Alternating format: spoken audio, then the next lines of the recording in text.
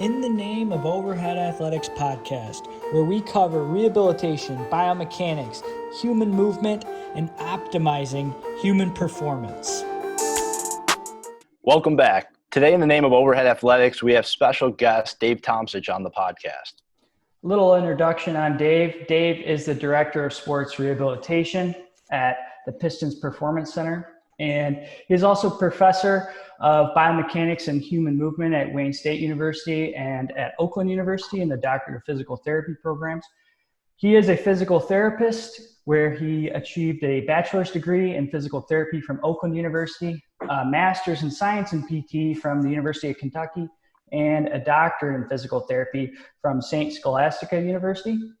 He has also earned the credential of board certification in sports from the APTA, and he has taken advanced courses in biomechanics and orthopedic manual physical therapy. Welcome to the podcast, Dave. Thank you. Hello, gentlemen. Hello. Pretty extensive list there. Did we get it all right? You did, yes. Okay. Awesome. So your roles have recently changed within the Henry Ford Health System. Could you maybe talk about what your current role is and maybe the facility that you're at?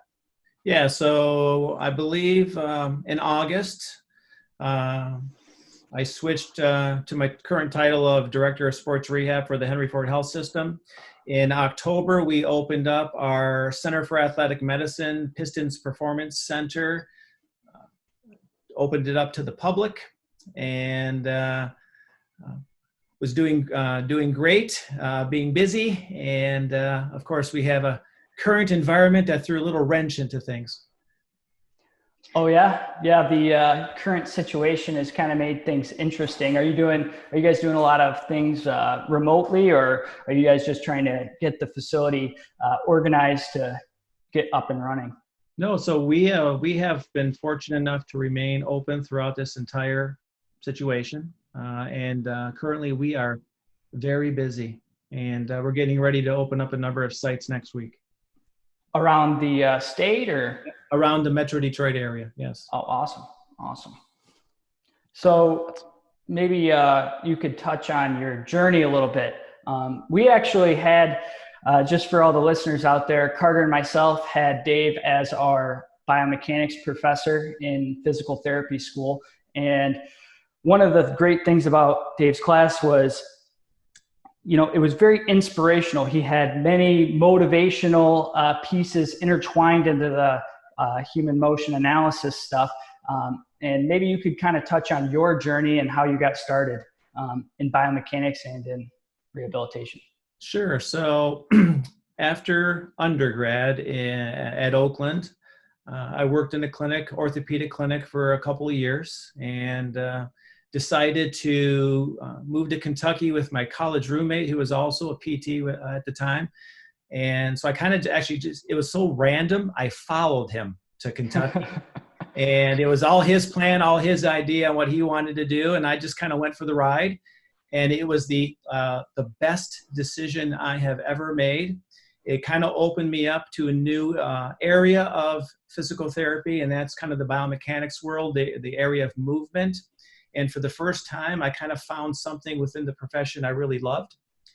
And after that, came back to Michigan, worked a number of years in an outpatient sports orthopedic clinic, and started to integrate some of the things I learned at Kentucky from my biomechanics time in the lab. So I started filming, videotaping. So this is using a video camera, videotaping patients' gait and videotaping sometimes their functional test to try to get a better picture of why they might have the problem that they have, to try to hopefully figure out the why part to help get them better. And so that kind of happened in the 90s. So I'm kind of dating myself here. And then in the early 2000s, I started to do some gait lectures at a couple sports medicine conferences that Henry Ford held. And after I did those two lectures, I started getting a lot of referrals for people wanting me to do movement assessments on their patients because they kind of saw, at that time it was a little atraditional where, some of us started to look globally. and how the different parts affect each other, understanding that there's a regional interdependence that exists within human movement.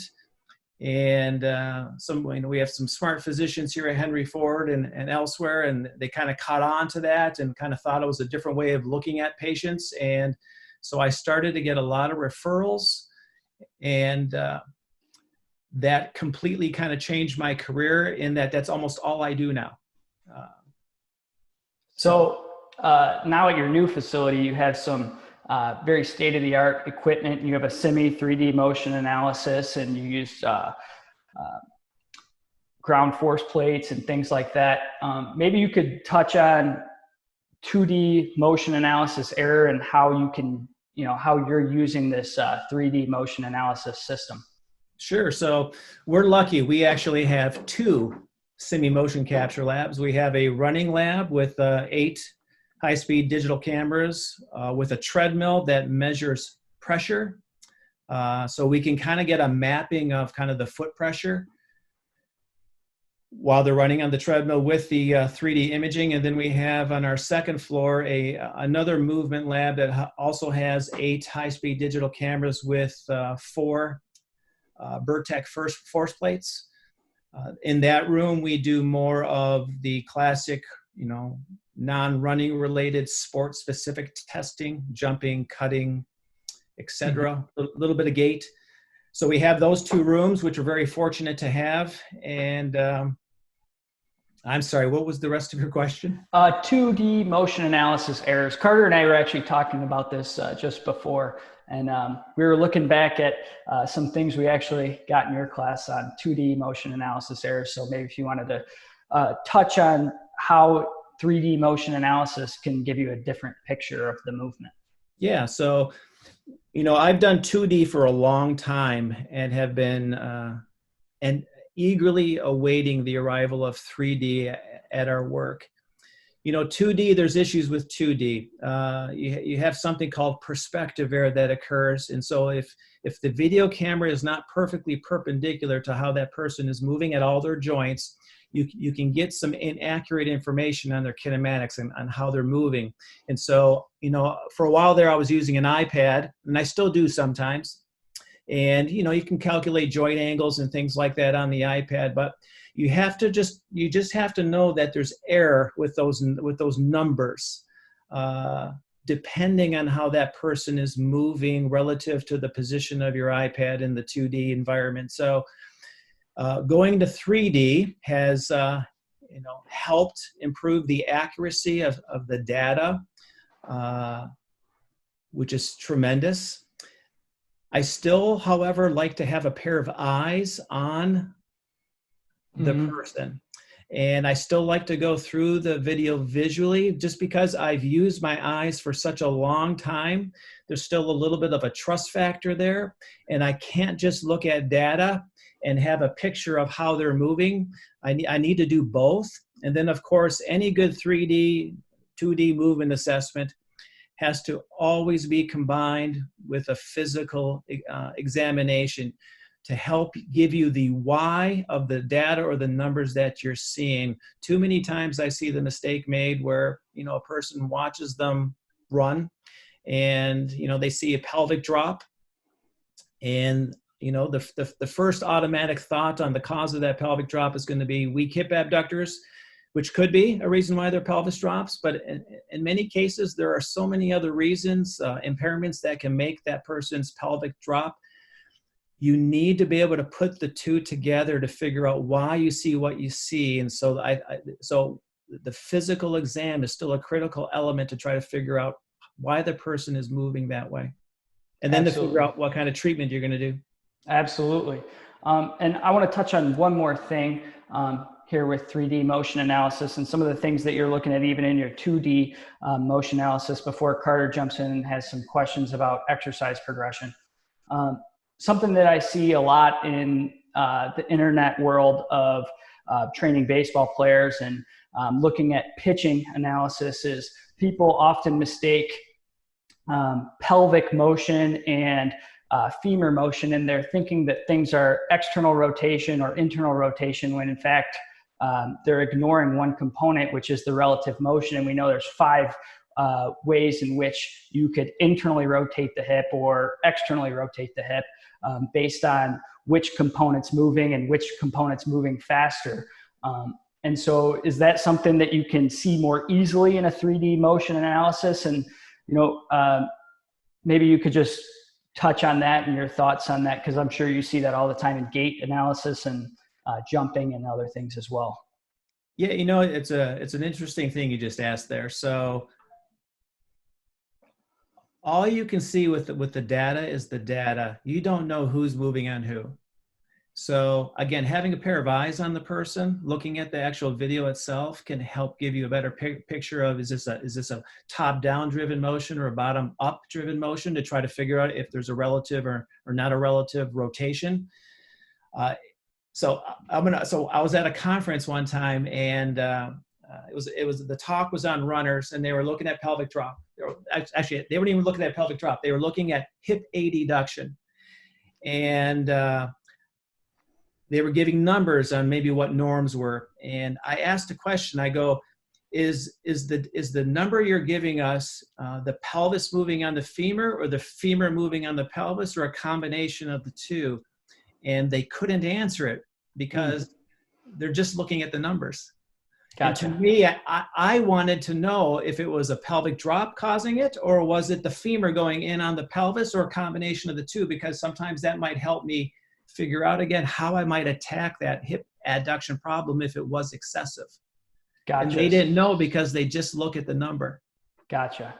So that's the importance of always having a skilled set of eyes and incorporating, that 2D motion analysis, but always looking, going 3-dimensionally around the person, even if you have these advanced statistics like you have here. And then also your, on table assessment and your movement assessment, that you're looking at strength and range of motion of various joints and things like that. And that kind of brings us into our next question, Carter, here, if you want Before we move on to that, just on the 2D motion analysis errors, do you think, we were talking from like a clinician's perspective, how important is it for athletes to realize the 2D motion analysis error, either when they're looking at their own video or possibly just watching some professionals on TV and trying to emulate what they do?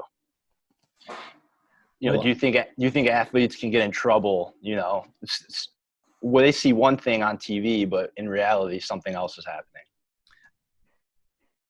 I think with any type of movement you look at or participate in, there is a decent amount of variability in how people, get a ball to home plate, right? I'm sure at some phase of the throwing motion, maybe there's a point, okay, right there, things get more consistent. Mm-hmm. That's a point to look at. Maybe you can compare that spot to other people, but sometimes how they get there and where they go after is different. And so the same thing happens with a lot of the runners I look at. I think you have to be careful about trying to create this kind of perfect movement, because I'm not sure it exists. There's a large variability. I was just reading a recent study on cadence of 100K athletes, some of the top 25 in the world. Their average cadence of 12 runners they looked at during a race was 182. But the variability, it went from like 208 to 165. Gotcha. Wow. And so, you just have to know there's individuals. And so when I read research and I get this normative data, I know the data, but I need to know the person that's in front of me, right? So the person in front of me could have been that 165 cadence, not the 208 cadence. And there's a little bit of difference there. And so I think it's important to let people be people, try to enhance or optimize their movement is always good, especially if you see a movement pattern that you think is potentially injurious. But also have caution and be patient and not try to make everybody swing the golf club the same way, right? Exactly. Absolutely. And just to bring that back home to throwing, if you have somebody like Carter has cam deformities in his hip, and you've actually worked on his hip some. And so having him try to move down the mound or rotate into his hip in the same way that I might have someone that doesn't have that osteophytic adaptation, or even somebody that when I see a 12-year-old kid that has very weak glute medius, having them rotate or move down the mound in the same way without addressing some of the things that are causing that movement varies. So the way I would have them throw. And that kind of leads us into exercise progression. So maybe you could kind of talk about some various ways you may progress exercise, and how you can intertwine specificity based on either adding resistance or maybe just changing the moment arm and having them work against gravity. Sure. So there's I guess different ways I might tweak someone's exercise or programs. One way would be I can kind of play with the line of gravity, as you guys know, and if I'm trying to get a little more hamstring activation or glute max activation, then I know if I can just drive that person's trunk and hip into some flexion and get the center of mass more anterior to the axis of rotation of the hip joint, I know I have the potential of trying to recruit those muscles a little bit better. And if I want to get a little more quadriceps activity, I know I can kind of feed out the hip or get the hip less involved by having their trunk a little more vertical and working the knee with the hip in a little more extended position than a flex position. And so, if I want to get more quad, or if I want to test more quad, sometimes I'll have the patient put the test leg or the exercise leg as the back leg in a stride stance kind of position, kind of a split squat. Mm-hmm. And I'll have them start from the ground in a split squat position and do a low split squat where they just lift off the ground 2-3 inches. They have to hold there, and then they go back down. So I have their trunk vertical, I have their hip in kind of, near full extension. And so their hip can't help them. And it puts more load on their anterior knee and their thigh. And so it provides a good way for me to kind of, if I take the hip out, how does their knee do? It's still part of a chain. It's still integrated. Right. But that is a great test I like to do with like post-op ACLs down the road. Mm-hmm. Kind of really see what can their quad do for me. And that would be, different than doing like an anterior lunge and have them reach their arms toward the floor, where I drive hip flexion with a neutral spine. And that would kind of help out the quad a little bit, make it a little bit, force kind of some of the load to the hip, to the glute, to the hamstring. So those would be kind of a couple little tweaks I can do by playing with line of gravity and center of mass to try to get better activation or work of certain muscles. Sometimes, like let's say I'm doing working with a patient with like a calf strain, right? So gastroc, it's a triplane muscle, but it's a dominant sagittal plane muscle. And so, early on in the acute process, I am not going to create a bunch of exercises that drive sagittal plane calf work, right? So I'm not going to be doing a bunch of plantar flexion exercises. I'm going to start up at the hip. And I may start up so I'm going to start away from the joint that's affected and away from the muscle, the tissue. And I may stay in the same plane. So maybe I could do just a single leg balance, arm perturbation in the sagittal plane kind of exercise. Or I could dominate the frontal plane and stay out of the sagittal plane initially if I'm too concerned that even if I'm kind of dominating the hip in a standing closed chain environment, it's still a little too much load for their calf at this time, then maybe I'll start in the frontal plane. And then I'll work my way down to sagittal plane calf. Yeah, and anyone at home can feel this for themselves. Have your center of gravity lean forward over your toes, and you can feel your calf kick on a little bit. So adjusting how much of an anterior progression that you do with your trunk or your body can ultimately determine how much your lower extremity or your calf in this case has to contract. So that's kind of a little bit of what he's describing here, and then also using some of that frontal plane stuff. And I think this is especially germane to looking at somebody moving in a lateral acceleration or anyone moving in a sagittal plane. as well when we talk about the quadriceps and we talk about the glute muscles. So, give that split stance a try, and then try to do the same thing with your trunk flexed forward and feel the difference and feel what muscles are turned on. And you can kind of get a picture of what Dave's talking about here. So another question I had, Dave, and this is more related probably to populations of me and Max who have had some hip issues in the past, but a thought I was having was when a pitcher's driving down the mound, if they have some FAI like I do, where I'm limited in the flexion and internal rotation, as you said, keeping their trunk more upright might allow them to access a little bit more of a load as they go down the mound in their back right hip. Does that sound about right? So you're talking about the leg trailing them. Yes. Not the follow through leg. Not the drive leg. Yep. Drive leg. Foot on the mound. Drive leg. Foot on the mound. Yeah. So, for someone like me, who can't load into their hip that much anyway in deflection and internal rotation, it might be better to keep more of an upright trunk as I go down the mound and load. And you talked about that with progressing or regressing that exercise.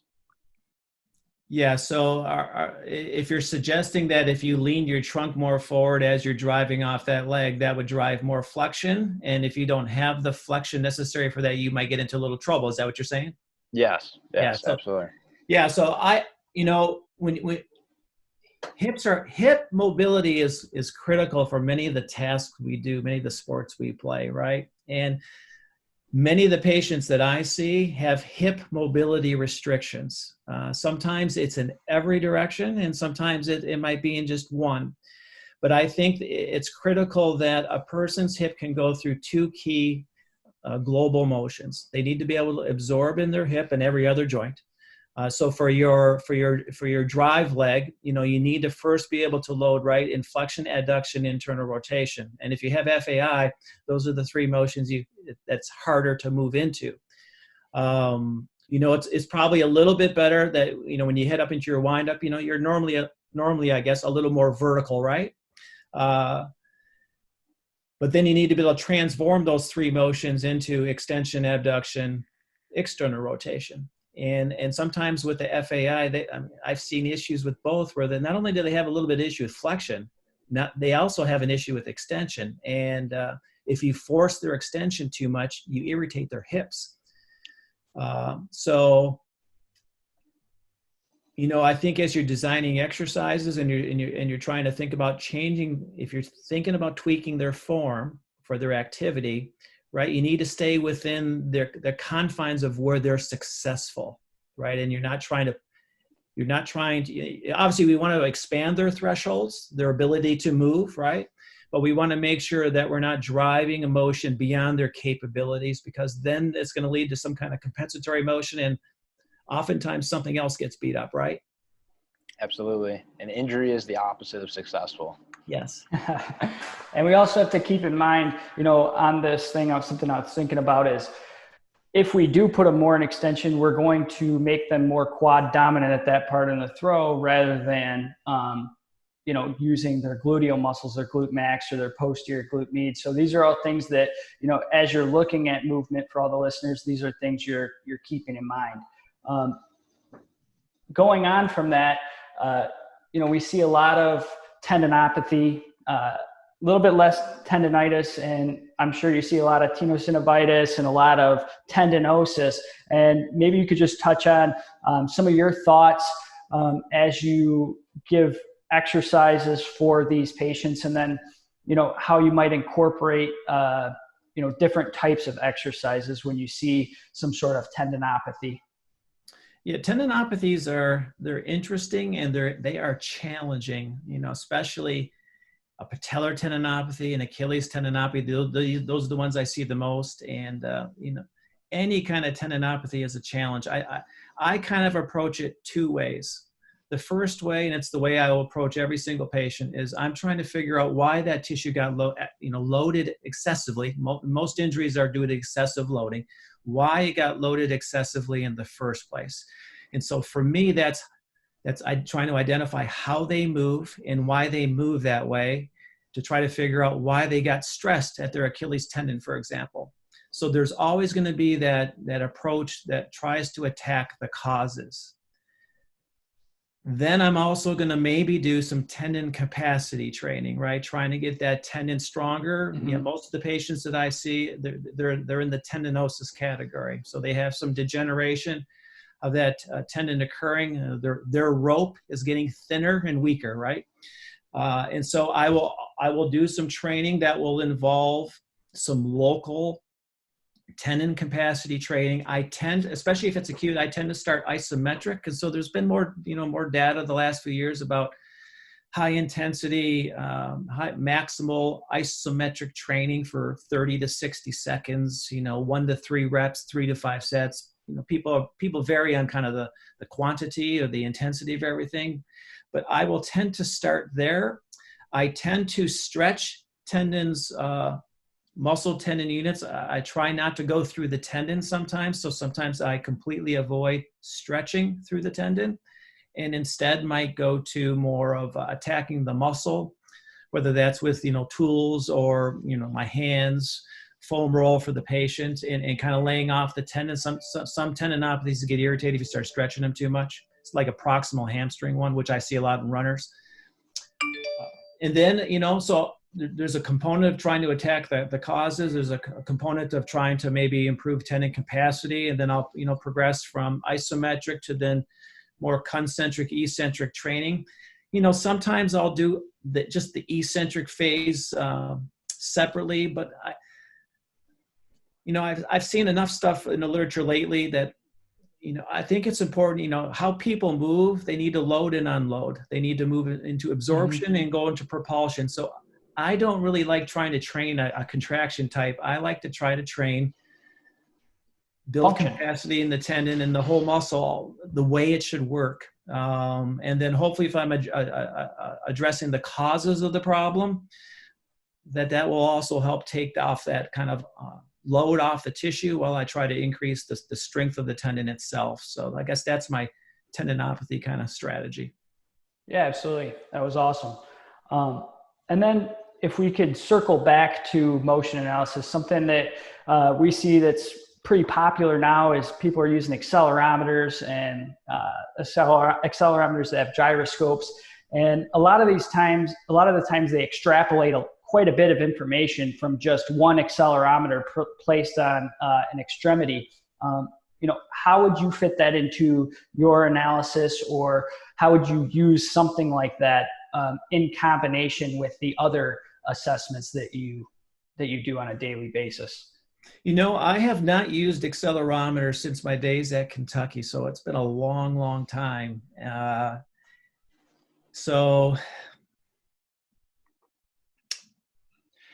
I'm not sure I can answer that question for you. So just for all the listeners out there, like what we're talking about, at least in the baseball world, is like a compression sleeve that would basically go over a joint, like your elbow, and it has a sensory chip in there that, records some data. And, they say they can find, the acceleration of your arm, peak torque valgus stress on your elbow, the arm slot, etc. Do you see this, having a place, not just in baseball, but maybe, rehab in sports as we go forward? Or do you feel like 3D motion analysis, might get a little cheaper and more available to people out there? So for the accelerator, so I'm gonna go into a different sport. I'm gonna go into running, and so attaching sensors to shoes and different body parts has become much more popular over the last few years. And if they can get you some accurate data, well, it's always nice to have more data than less data, right? But there is a problem with a lot of these commercial sensors. They're not accurate. They're not giving you good data. And so it's all about the accuracy. So you guys would know way more about the accelerometers on elbows than I would. I have no idea what the accuracy of those are, but I can tell you many of the sensors used commercially in the running world have some accuracy issues. And I won't say his name, but one of our key lab guys here, our key biomechanics, kind of always seems to laugh when I talk about sensors attached to the body and that you can buy commercially. So he doesn't think any of them are accurate. Yeah, and there's problems. Absolutely, they move around, and the problem that we kind of see in some of the baseball ones is they have one accelerometer and they're extrapolating tons of data based on one accelerometer in one remote location. And so, we have a guy here who does 3D motion analysis and who understands what the joints are doing because he's taken them through an assessment and taken them through passive range of motion, active range of motion, manual muscle testing, and then his functional tests as well. And so, I think, I guess kind of where I was thinking to lead with this question is kind of, it's all important, but we got to have that functional assessment, understand how the person's capacity to move, and then kind of look at how they actually are moving. Are they, is it a learned or acquired movement, or is this, how they have to move based on their physical limitations or physical abilities? Yeah, that's a good point. So as the two of you were talking there, I kind of thought of something in my head. So when I was at Kentucky, we used to put accelerometers up at the hip to try to measure the force coming up the chain, right? Mm-hmm. And so if you think about, well, why would there be a lot of force up at the hip? Well, someone could be running and maybe they don't dorsiflex properly through their talocrural joint, and therefore they don't shock attenuate as well, and load moves up the chain. Another person might not flex or absorb right through their knee, right? And same thing, they have a knee stiffening strategy. That also sends force up into the chain. And so the accelerometer doesn't know in those two patients why the force is higher. It just knows the force is higher in the two. And if you're going to treat somebody or try to get them to move better or to lower the load in the elbow or lower the load in their hip, you need to know why the load, what are the causes of the elevated load. So let's say they were all accurate. Well, I can get a number, but the number still doesn't give me the complete picture of why that load is high. And just like you guys are saying, it's putting it all together to try to figure out the why the number is higher, right? Absolutely. Carter, do you want to take them through our last question here? I need an easy one, guys, okay? All right. Max, I think you wrote it down, didn't you? I'll do it. So maybe you could give one piece of advice or one thing that's helped you on your journey that could help. And you could give us two, one for athletes and one for clinicians, or one overarching principle or thought that you have that could help people out there. Helping clinicians or people injured? Anyone. How about that? Just one thing, I know that you had a bunch of great little zingers and theories as we went through your class on motivation or, thought processes. If you could give us one thing. I saved the hardest one for last. Yeah. Athletes trying to get better, just as clinicians try to get better and stuff like that. Yeah. I guess for me, it's always about why.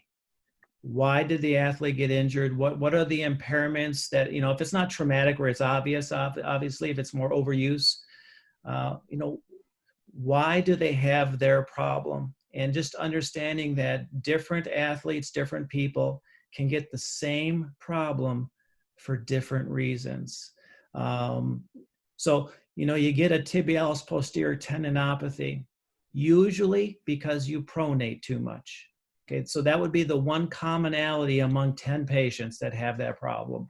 Then as the clinician, the job is to try to figure out why each of those 10 people got that same problem, what impairments unique to them caused that problem to kind of come to the surface. And I think for me, trying to figure out the why has been helpful. And even though I think it's a more difficult path to go on, it's more difficult. you have to do a lot more in your evaluations. You have to think more. You have to be prepared before you see your client. Figuring out the why has been the best thing for me. And even though it can be more difficult, it's a fun journey trying to figure out the why. Especially if you like to solve problems, right? If you like to solve mysteries, that's the best. And kind of, taking, what the literature gives you, as well as, the things you guys are going to learn over time, seeing patients like you are and getting better each day, each month, each year. You're going to figure some things out, which you probably already have on your own, and apply it to, what you're seeing in the literature, or sometimes, some things I see in the literature, I'm thinking that's not what I've seen clinically. Right. I like that. That's awesome. And I just want to thank you, Dave, for coming on. I think that, and I've told people that I wish everybody that went into human movement and physical therapy and any rehabilitation or sports performance field should have the opportunity to learn from you. So I think Carter feels the same way there. That was, your class was monumental for us. So I appreciate you coming on the podcast and giving everyone who's going to listen to this the opportunity to learn from you. Well, thank you. You guys, the two of you have been very fortunate, obviously, to have a mentor like Ed Martell, right? That you guys have learned from. I'm sure there's others. And I'm pleased to hear that you enjoyed my class and the topic. But as you understand, I have been influenced by many people too. Back when I was at Kentucky, not only was that an eye-opening experience for me, but it was the time I actually discovered Gary Gray, who got me to think 3D multi-joint, which was kind of contrary to what I learned in PT school at the time. So I've had a lot of people that have inspired me to help me get where I am. So a lot of what you see from me is a blend of a lot of other people. Well, you've been an inspiration to us, and I know many people, in fact, probably most of the people, if not all of the people who have taken your course in the past. So once again, thank you for coming on. And in the name of Overhead Athletics, this is Carter Kowalczyk and Max Wardell signing off.